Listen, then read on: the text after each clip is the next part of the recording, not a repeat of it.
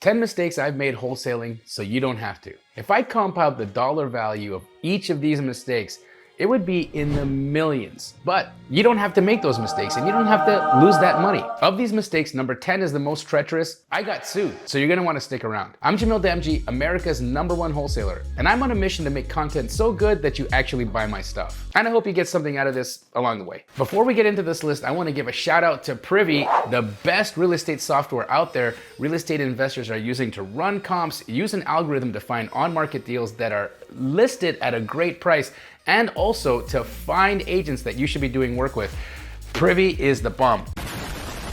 Check out the description for a link on how to get Privy. Now let's get to the list. Number 1, speaking of comping, people not comping their house before they rush into a contract. Now, you wanna learn from a software like Privy. You can even use Zillow if you're cheap, but Privy is a great resource for you to be able to figure out how to comp houses. And truly, if you take time and learn this skill, it will save your butt. In the early days, I had a lot of canceled contracts and ruined relationships. In fact, there's a real estate agent right now in this town, even though I've been so successful, I'm all over television, all over YouTube, she still won't work with me. She's still butthurt, like truly angry that I canceled the deal like 8 years ago. I've tried to reach out to this lady and she's like, I know who you are, you're the guy who canceled blah, blah, blah, blah, blah, Banana Street. And I'm like, come on, really? Like, you got the memory of an elephant. But people, they don't forget when you hurt their feelings.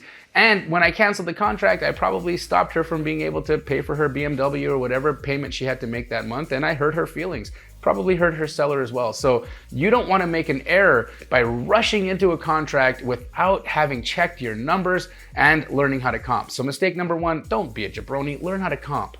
Mistake number 2, not lining up an investor-friendly title company before I went into contract. Oh my goodness, this can really mess up your deal. When a title company is not investor-friendly, what'll happen is they're not gonna let you do assignments. They're not gonna let you do double closes. You're gonna actually have to close that deal with cash before you're gonna be able to resell it. What ended up happening is the seller was really adamant that I used their title company. And I could have fought back and I could have told the real estate agent, since I'm paying for all the closing costs, I insist to choose a title company, but I was a little lazy. I wanted to be nice and I wanted to try to acquiesce and get the deal. And so I was like, sure, yeah, no problem. We'll use your title company. Big error. Because I got this deal and it was really tight, I did sell it and I should have made a profit. But because I actually had to use hard money to close the transaction, and then I had to resell it again and pay closing costs for the first and the second deal, I ended up losing money on the deal. I only had a $5,000 profit margin on it. And after I accommodated for all the lending costs, title policy, lender's policy, everything that was in the middle, I ended up losing money. And just to get the deal done, I wrote a check to complete a wholesale deal. Not fun. So don't make that error and just work with any random title company. You can actually reach out to Title Talk at fnf.com. That's Title Talk at fnf.com. Dina Jones, my great friend at Fidelity Title, she'll connect you with an investor-friendly title company in whatever market you're working in. You don't even have to think about where you're gonna find them. Let Dina do it for you. Mistake number 3, getting emotionally attached to a deal. Now, guys, I'm a sucker for old ladies. Not to kiss them, but because old ladies remind me of like my grandma and my mom, and I just love them. They're so nice.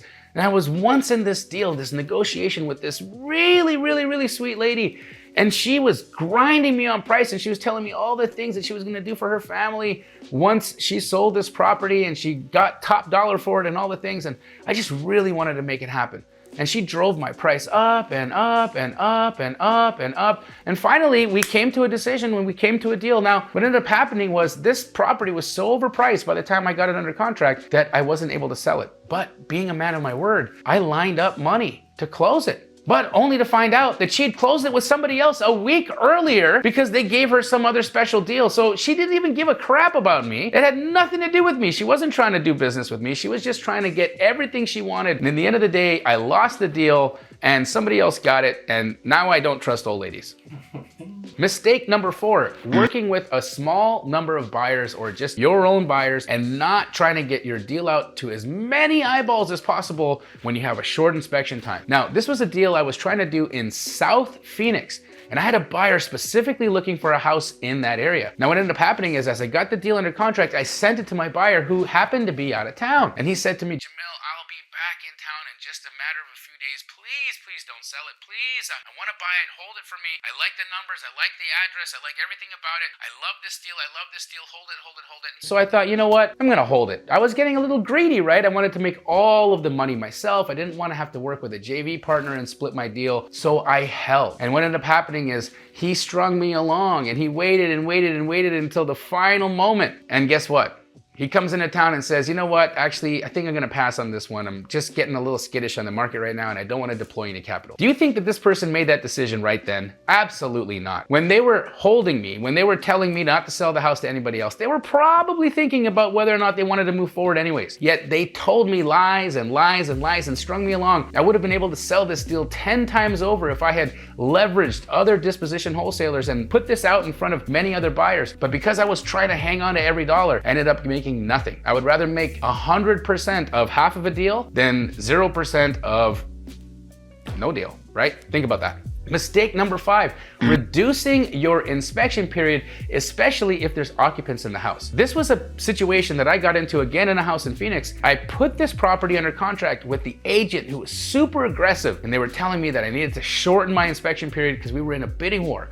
I was bidding up another buyer and he was bidding up me, and we were going back and forth until finally the agent comes to me and says, you've won on price, but we just need you to shorten your inspection period to 2 days. I'm a really talented wholesaler and I'm pretty well funded. So to me, a 2-day inspection period isn't a problem. So I agreed. But because this house had a tenant in it, and it just so happened that the tenant required 48-hour notice in order for anybody to access the house, my inspection period was basically non-existent. Now, because I was in this deal and I wanted to make this deal happen, I ended up blowing through the inspection period only to find out that this tenant had no intentions of ever leaving. If I'd seen this house, if I had been inside, I would have known. This person's not gonna leave. They're pretty much grown into the walls here.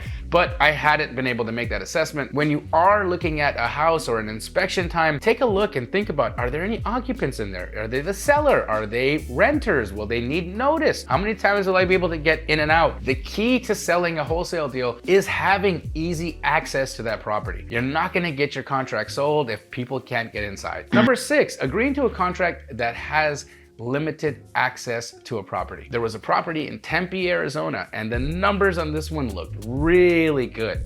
But again, the hang-up was they just weren't gonna let us into the house before close of escrow. It was a guaranteed, non-negotiable. Seller said, no entry to this property until after you close. I don't trust people walking through my house. I have a lot of valuables in the house. I'm fearful that people are gonna steal all my things. I've met a lot of all kinds of people with all kinds of paranoia, and this didn't seem super weird. You know, some people get pretty testy and they wanna, you know, keep all their treasures to themselves. And so the number on this property was pretty good, so I said, sure, no problem. We closed on it, and then the day that we got to the house, we opened the door only to find an avalanche of snakes. Yes, guys, there were thousands and thousands of snakes in this house. There were snakes in the shower, there were snakes in the toilet, there were snakes on the floor, there were snakes in the tub, there were snakes in the pool. The snakes were swimming in the pool. Enough is enough! I have had it with these mother snakes on this mother plane. So yes, I next time will not buy a house until I can at least see it one time before we close. Number 7, sending multiple buyers to a property showing and not being there yourself to manage the chaos. So here was a deal that I was doing in the Coronado Historic District of Phoenix, Arizona. And I was personally in Miami hanging out on the beach with my lovely wife. And I was trying to do this deal remotely while I was on vacation. Now I had 6 people that wanted to see this house because it was a pretty good price and in a pretty good neighborhood. And because I didn't want to bother the seller over and over again with all of these buyers wanting to get in, I actually had everybody come at the same time. The seller knew that I was wholesaling the house. I was very upfront, transparent with them, and they were aware that my business model meant that I might sell the contract, I might fix and flip it, or I might hold it as a rental. And so I was going to be sending people through, but they were shocked at how many people actually came through. 6 buyers called to make an appointment to see the house. And I thought, why not kill 6 buyers with one stone and send them all at the same time? Well, they did go there. One of them tried to have a side deal with the seller. Another of them got into another argument with one of the other buyers. And I had told everybody, don't ask any questions. Make sure you call me after the showing. Nobody called me after the showing. That should have been my number 1 red flag that things hadn't gone right. Now, fast forward, I tried to get this seller to close with me, and because of the fiasco, they refused to come to the closing table. So I lost that deal, but I learned a valuable lesson. Number 8, celebrating one deal for too long and not thinking about your pipeline. Now, let me think about when Well, that's right, I'm not a dumbass. I would never do this, but somebody that I had hired did, and what ended up happening is they had made a bunch of money on a deal. They're like, I got 30 grand. And then they just stopped working. Legit, they went on holiday, they bought a car, and they didn't make up any follow-ups, and they weren't making any new calls, and they weren't creating any new opportunities. And a couple of months later, the $30,000 was gone, and the person was depressed, and guess what they decided to do? Go back to their W-2 job. So don't be that person. If you do get a wholesale deal done, forget about it. Okay, cash the money, put it in the bank, and look towards your next one. A pipeline and consistency is how you make this a business, not a hustle. Number 9, when something is too good to be true, it probably is. So here was a deal that I did in Phoenix, Arizona. The wholesaler who sold me the deal's name was and yeah, I did that because I didn't want you to hear his name, but if you're watching this, you know who you are. You know who you are, you turkey butt. Now this person sold me a house on Utopia Street, you know who you are, sold me a house on Utopia Street, and he told us that this property was a 3-bed, 2-bath, and the price was phenomenal. But the wholesaler said, unfortunately, there's gonna be no access. There's a common theme in a lot of these mistakes, right? There's no access until after you close the house. Now, this wholesaler also had a pretty hefty assignment fee on this deal, so they were making a lot of money. There was a lot of incentive for this person to make this deal close. On the day of close, we finally get keys to the house, only to find out that this 3-bed, 2-bath is actually a 2-bed, 1-bath, which changed the math on this house by hundreds of thousands of dollars. That wholesaler had disappeared into the wind, and we ended up losing money just to get out of that deal. So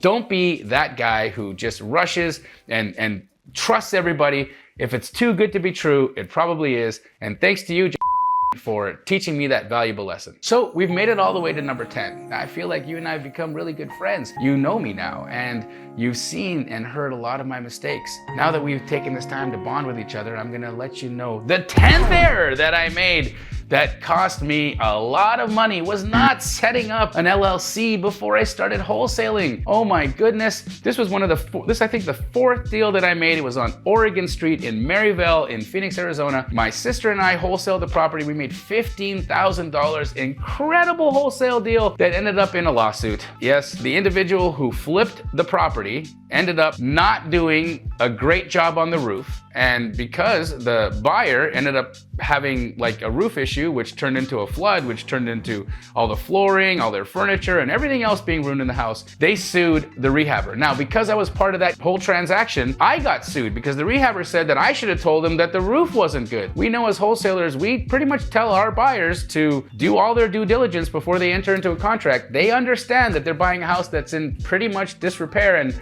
they need to do everything they need to do to make sure that they're in a good deal before they actually commit to purchasing it. Now, because I had done this deal in my personal name, all my personal assets, my house, my car, everything that I owned was at stake. Because I got drawn into this lawsuit in my personal name, I ended up settling. I ended up writing a check and just getting this off my books. But if I'd had an LLC set up, I would have fought because I was in the right. My contract protected me. I had no obligation. I had no liability here. I had no reason to be in that courthouse. But because I saved $80, maybe a little bit more from not setting up an LLC, I ended up spending tens of thousands of dollars in a settlement. So guys, if you don't have an LLC set up, go to primecorporateservices.com/Jamil, and there'll be a link in the description. Just get an LLC set up, right? It's just like, why wouldn't you? You get tax incentives, limit your liability. It's also cool because you have an LLC. I mean, why wouldn't you want to do that? You don't have to make these mistakes because I made them for you. Now, if you're gonna act like a teenager and make these mistakes yourself anyways, good on you. But what you should do is watch the next video, which teaches you how to comp, because that will help you avoid mistake number 1.